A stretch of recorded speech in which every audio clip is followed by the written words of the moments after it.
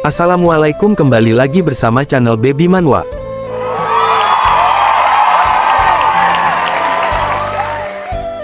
Melanjutkan video sebelumnya, pemimpin ras iblis dari Gunung Selatan menceritakan bahwa melodi transformasi fana yang disusun untuk kekasih manusianya. Suatu hari nanti akan ada seseorang yang terendah keberadaannya, secara diam-diam memahami metode kultivasi dari dao tertinggi langit dan bumi. Hanya dia yang bisa memainkan susunan transformasi melodi fana tersebut. Sedangkan manusia yang berkembang pesat bersama iblis dan monster, membagi dunia menjadi 3 bagian. Dan iblis wanita yang membuat susunan transformasi melodi fana, demi kekasih manusianya, dia rela menanggung hukuman surga, karena memutuskan kultivasi tertingginya. Tapi pengorbanan wanita iblis itu, dikhianati oleh kekasihnya, bahkan dia disegel menggunakan beberapa formasi metode kuno. Jauh di dalam hutan belantara utara, tepatnya di dalam peti mati perunggu misterius. Legenda mengatakan bahwa kultivator manusia itu, menyegel tubuh wanita iblis di dalam peti tersebut. Dan hanya dengan memainkan melodi transformasi fana, segel pada peti perunggu yang membelenggu wanita iblis dapat dipecahkan. Lalu bawahannya menanyakan, jadi Anda mendengar melodi itu sedang dimainkan, sehingga Anda keluar dari pengasingan.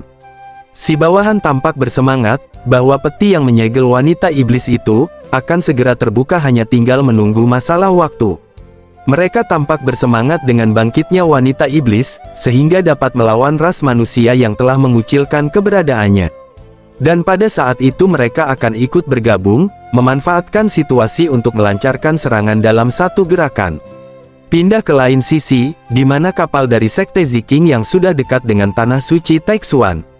Senzi berjalan ke depan kapal, dia nampak sudah tidak sabar ingin segera sampai di tempat tujuan. Namun tiba-tiba kapal mereka berguncang hebat, para murid lain terombang-ambing entah apa yang terjadi.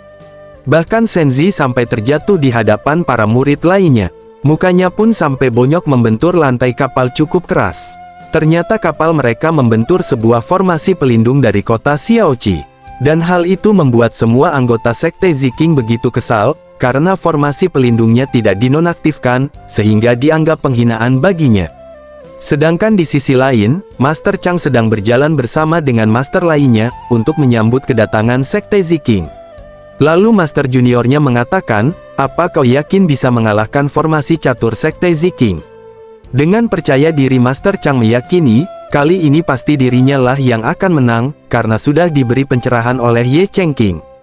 Para master juniornya pun menyemangati Master Chang. Kemudian Master Chang menegaskan kepada yang lainnya, ketika bertemu dengan Zitian, kita harus tetap rendah hati dan terkendali. Karena mereka selalu curiga, dan Master Chang takut strateginya diganti di menit terakhir, maka akan sulit untuk mengalahkannya. Tidak berselang lama datang seseorang menyapa, sontak Master Chang begitu terkejut, baru juga mereka bahas sudah ada orangnya. Master Chang langsung memberi hormat untuk menyambut kedatangannya. Zitian sedikit menyenggol Master Chang dengan perkataannya, yang berkaitan dengan permainan catur yang sedari dulu selalu kalah. Provokasi dari Zitian tidak sampai di situ saja, lanjut dia mengatakan, bahwa merasa malu karena selalu pulang dengan membawa harta gratisan dari tanah suci Taixuan. Perkataannya membuat master juniornya sangat kesal, namun mereka tidak bisa berbuat apa-apa, memang itu kebenarannya. Tidak berselang lama datang lagi tetua dari Sekte Ziking, yang bernama Qi Delong, dia pun ikut menyindir Master Chang.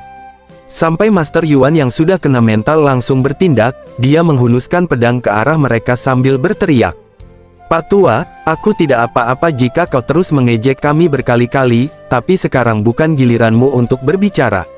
Melihat sikap Master Yuan, Qi Delong menentangnya untuk bertarung lagi di lain hari. Kemudian dia menunjukkan kekuatan, yang membentuk sebuah segel pedang di dahinya.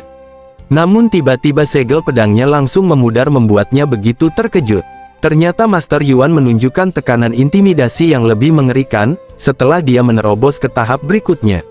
Melihat kekuatan Master Yuan, Qi Delong kebingungan, bagaimana bisa dia menerobos begitu cepat, yang seharusnya butuh ribuan tahun lagi. Lanjut Master Yuan memancarkan kekuatannya semakin ganas lagi, sehingga Qi Delong dibuat minder. Master Yuan balik meremehkan Qi Delong, dia pamer kultivasinya yang sudah mencapai alam transformasi. Master Chang di belakang menepuk jidat, baru saja dia jelaskan agar tetap rendah diri, Master Yuan malah unjuk gigi. Maka Master Chang langsung turun tangan, sambil tersenyum ramah kepada Zitian dan Qi Delong, dia menekan kuat-kuat pundak Master Yuan, sampai dia meringis kesakitan. Lalu Master Chang mencoba merendah lagi, meski Junior Yuan telah menerobos, tapi kemampuan caturku masih tetap di belakang Zitian. Tiba-tiba ketiga juniornya sudah malas untuk mengikuti akting dari Master Chang, mereka meneriaki Zitian dan Qi Delong, bahwa Master Chang tidak takut pada mereka. Perbuatan para juniornya membuat Master Chang tercengang, sampai batok kepalanya pecah melihat kelakuan para juniornya. Ketiga junior menyoraki Master Chang, namun Master Chang menyuruh mereka agar jangan bersemangat. Kejadian itu membuat orang-orang dari Sekte Ziking kebingungan. Mereka berbisik-bisik bahwa Master Chang yang menangis ketika kalah catur, namun sekarang dia menjadi sombong. Dan Zitian tampak curiga dengan sikap mereka yang seperti itu, dia menyadari bahwa mereka telah memiliki pembimbing seorang ahli. Singkat cerita, tidak berselang lama datang Senzi di sana, dia memberitahukan semua murid telah diatur. Namun tiba-tiba Senzi sontak terkejut, karena di hadapannya ada para master dari Taixuan. Maka Senzi pun langsung bersikap hormat dan memberi salam kepada mereka. Dan dengan senyuman hangat Master Chang pun memuji kemajuan Senzi. Sekarang giliran Zitian yang merendah diri. Itu hanya peningkatan kecil saja. Lanjut Zitian mengatakan Changming juga telah membuat kemajuan pesat. Dan Senzi pun sudah tidak sabar ingin bertemu Li Changming yang belum juga muncul. Sehingga dia beranggapan bahwa Li Changming takut padanya. Zitian mendengar perkataan Senzi, dia langsung menegurnya agar tidak berkata kasar, dan ekspresi malas Senzi meminta maaf, ya, junior ini sudah tidak sopan. Lalu Master Chang mengatakan, bahwa Changming sedang mengasingkan diri baru-baru ini, lanjut Master Chang mengatakan, bahwa Changming telah meninggalkan jalan abadi, dan sedang berlatih di jalan pedang. Sontak Zitian dan Senzi begitu terkejut, mendengar Changming yang banting setir. Master Chang menghela napas panjang, dengan tampak lesu dia mengatakan, anak muda mengalami kesulitan muda impulsif. Tiba-tiba Master Chang langsung ceria, untungnya Changming bertemu dengan pembimbing yang hebat, dan tiba-tiba mendapat kesadaran. Melihat sikap Master Chang yang aneh, membuat Zitian dan Senzi memasang wajah yang kusam. Lalu Master Chang menoleh ke arah Master Yuan, sambil mengacungkan jempol. Bagaimana penampilanku? Kakak senior memang keren. Untuk sesaat masing-masing saling berdiskusi entah apa lagi yang mereka rencanakan. Lanjut salah satu tetua berkata kepada Zitian, bukankah orang tua itu hanya memiliki satu murid, bagaimana dia bisa membiarkan muridnya pergi? Zitian semakin curiga lagi, pasti ada sesuatu yang disembunyikan dalam kompetisi ini. Dan tetua lainnya mengingatkan Zitian, barusan Master Chang menyebutkan guru yang hebat. Pak tua itu berasumsi, kemungkinan besar Li Changming telah menerima ajaran pedang dari beberapa ahli. Zitian malas memikirkan hal yang hanya membuatnya menerka-nerka, maka dia berencana untuk menyelidiki masalah ini setelah kompetisi berakhir. Zitian begitu penasaran, orang hebat mana yang bisa membuat Master Chang sampai bisa percaya diri, dan siapa sosok orang suci ini. Pindah ke sisi lain, Ye Chengqing sedang ngupil karena hidungnya gatal abis bersin. Siapa yang membicarakan tentangku? Lalu Xing Yue menanyakan ada apa Master Ye, kenapa Anda bicara sendiri? Sambil menjentikan jarinya melempar hasil galian, Ye Chengqing mengatakan, bukan apa-apa, hanya saja aku merasa gatal hidung. Terlihat upilnya yang melayang, yang dia lemparkan di hadapan perempuan cantik tanpa ragu. Dengan ramah dan tampak ceria, Ye Chengqing bertanya apakah Nona Xing Yue mau ke suatu tempat.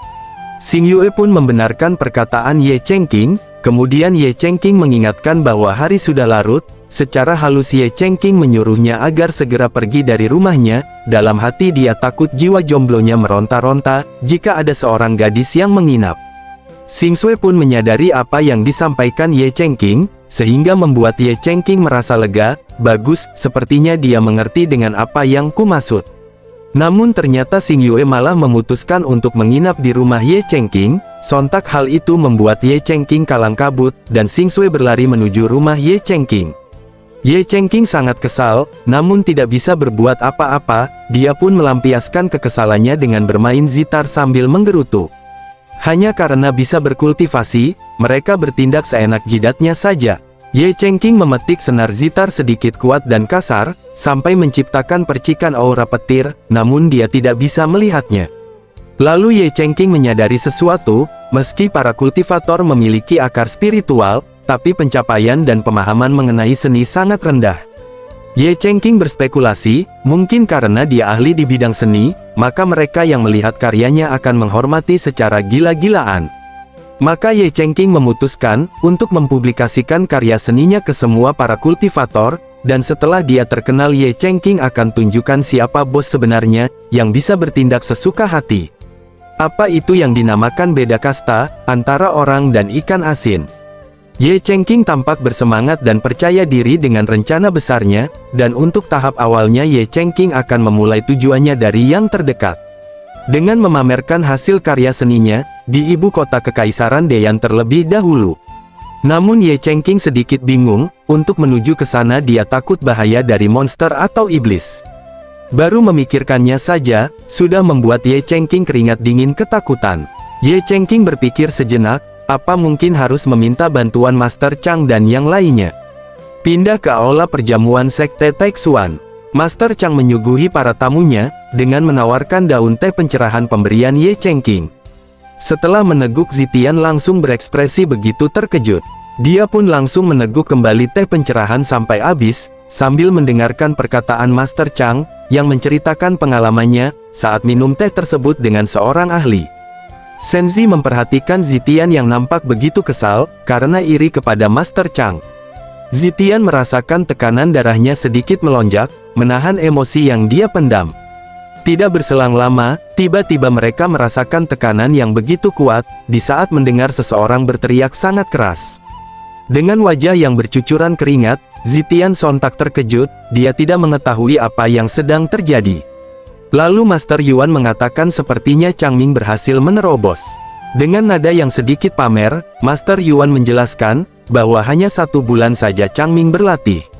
Orang-orang dari Sekte Ziqing begitu kagum, dengan kejeniusan Changming yang baru saja beralih profesi, sudah menunjukkan pencapaiannya.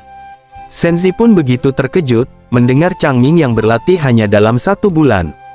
Terlihat tubuhnya gemetaran, kemudian disindir oleh Master Yuan mengenai reaksinya. Senzi pun mengulang perkataan gurunya, yang merasa darahnya tiba-tiba saja melonjak. Dalam hati Senzi begitu kesal, bagaimana Changming sudah memiliki ki pedang yang begitu besar, bahkan hanya dengan berlatih dalam waktu singkat. Senzi yang tidak terima, dia menguji kebenaran atas pencapaian Changming, dia berteriak sambil menyiapkan tekniknya. Terlihat pancaran aura yang melesat cepat ke arah luar ruangan dari Senzi, yang menuju ke lokasi di mana aura Changming terpancar begitu kuat. Terlihat dari kejauhan, bentuk niat pedang yang melayang di atas sebuah bangunan, dan serangan yang dilancarkan Senzi mencoba menembus penghalang di sana, namun tidak sedikit pun dapat menggoresnya. Wajah Senzi langsung pucat pasi, dia tidak percaya, jika kekuatannya tidak dapat merusak niat pedang Li Changming. Melihat niat pedang yang semakin jelas menampakkan wujudnya, Senzi semakin cemas. Terlihat jelas, ekspresi yang begitu tercengang. Senzi begitu kesal, ternyata yang dikatakan Master Yuan benar adanya. Karena Senzi masih penasaran, dia ingin melancarkan serangannya lagi yang lebih kuat dari sebelumnya. Tindakannya membuat Zitian sontak begitu terkejut, melihat sikap muridnya yang sangat arogan. Dia langsung melesat menuju lokasi Changming berada, dan Zitian mencoba menghentikan muridnya yang terlalu terburu-buru. Dia begitu khawatir akan menimbulkan kekacauan, namun Master Chang menepuk pundaknya, dan dia mencoba menahan Zitian yang hendak mengejar Senzi. Senzi sudah berada di dekat bangunan di mana Changming berlatih, dia memperhatikan area sekitar, dan akhirnya menemukan lokasi tersebut. Terlihat Li Changming yang sedang fokus berlatih, dia belum menyadari kedatangan tamu yang tidak diundang. Changming kembali berteriak keras, sampai wujud niat pedang yang semakin membesar, dan terpancar kekuatan yang sangat menakutkan, yang Li Changming keluarkan dalam sekali tarikan napas. Changming ingin menguji hasil latihannya, dengan mengeluarkan keterampilan setelah beralih profesi. Dan Senzi dari kejauhan memperhatikan, dengan apa yang dilakukan oleh Changming, sampai dia begitu terkejut. Tidak mungkin, dia akan mencapai kesatuan manusia dan pedang. Senzi pun langsung bergegas mendarat menghampirinya. Dan dalam situasi seperti ini panca indera Changming semakin peka, dia dapat menyadari ada seseorang yang sedang mendekat. Changming merasakan niat membunuh yang begitu kuat sedang menuju ke arahnya. Tanpa melihat, Changming langsung melesatkan niat pedang ke arah Senzi. Sontak Senzi begitu panik, untungnya dengan sigap dia dapat menghindari tebasan pedang tersebut. Mata pedang yang tajam hampir menggorok lehernya, karena pergerakan yang refleks, membuat Senzi terjatuh dari pedang terbangnya. Kemudian Changming sudah menyelesaikan latihannya, dia membuka matanya dan tiba-tiba terlihat ukiran segel pedang di keningnya. Keberhasilan Changming mendapat pujian dan sorak-sorai dari para adik juniornya, sedangkan Senzi terlihat dia melesat cepat, sedang terjatuh dari ketinggian.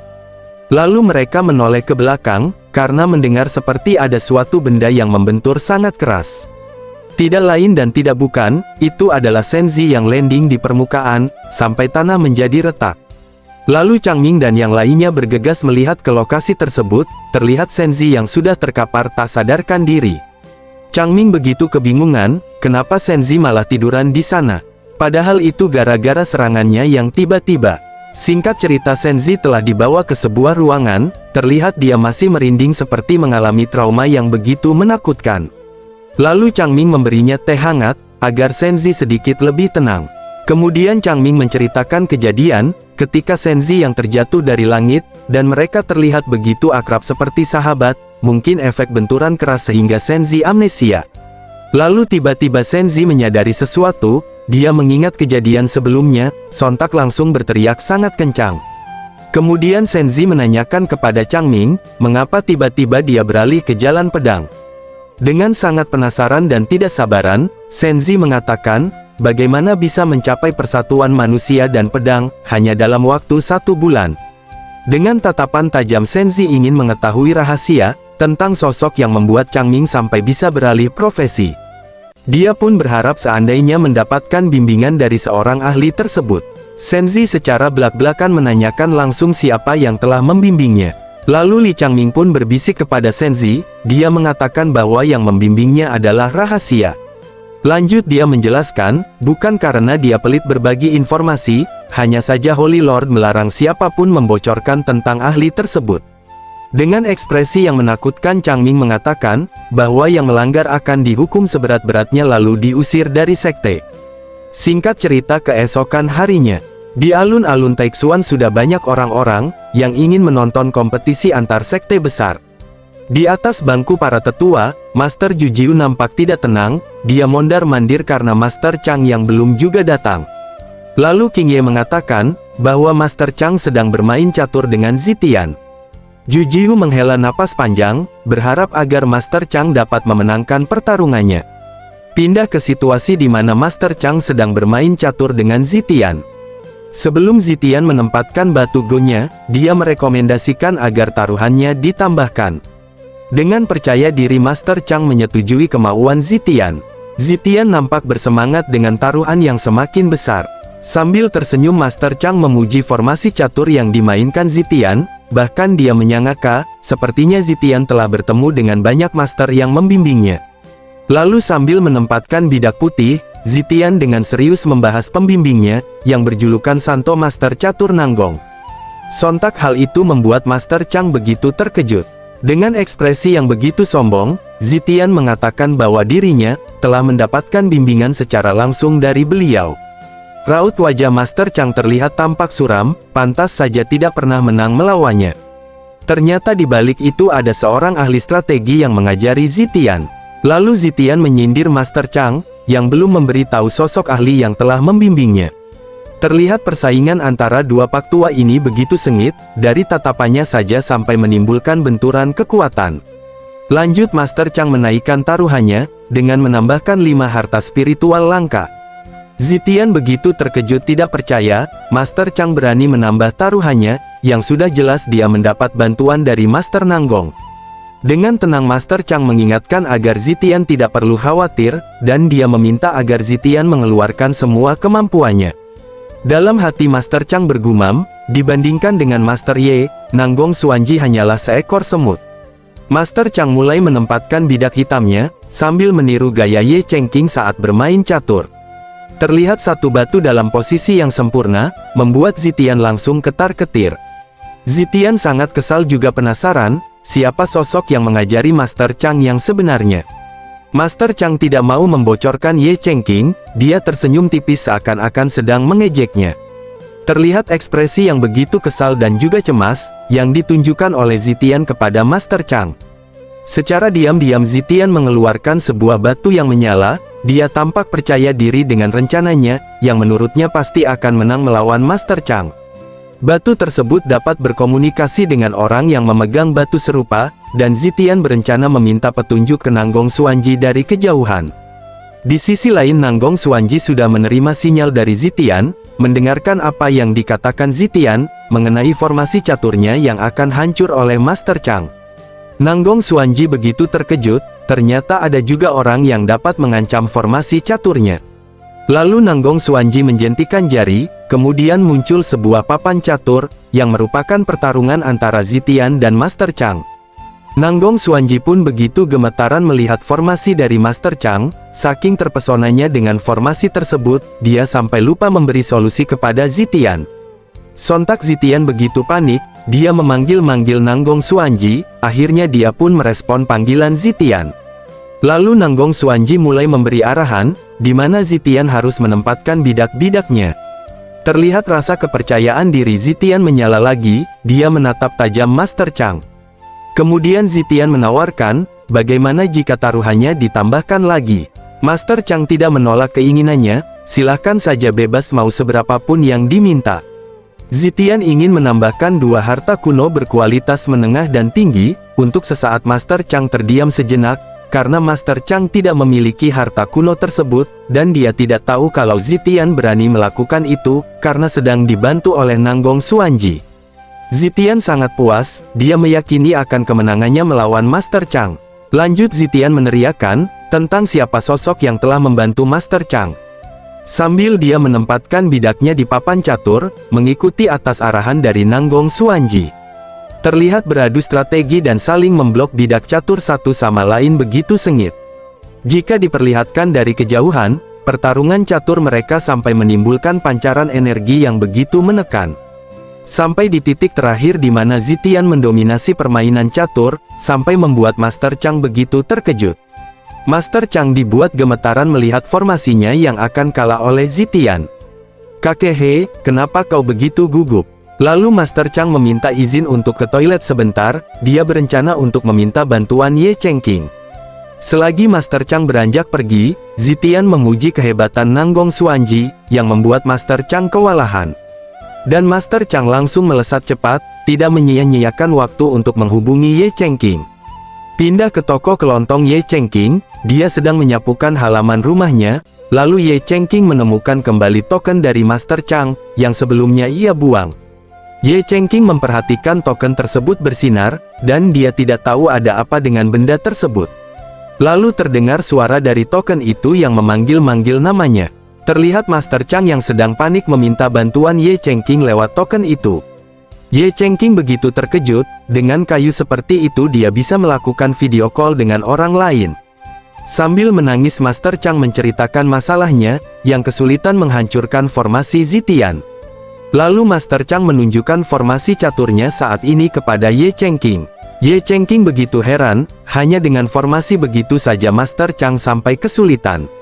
Bahkan dia tidak berhenti menangis, yang membuat Ye Chengqing merasa kasihan tapi jengkel juga. Meski sedikit kesal Ye Chengqing akhirnya mau membantu Master Chang.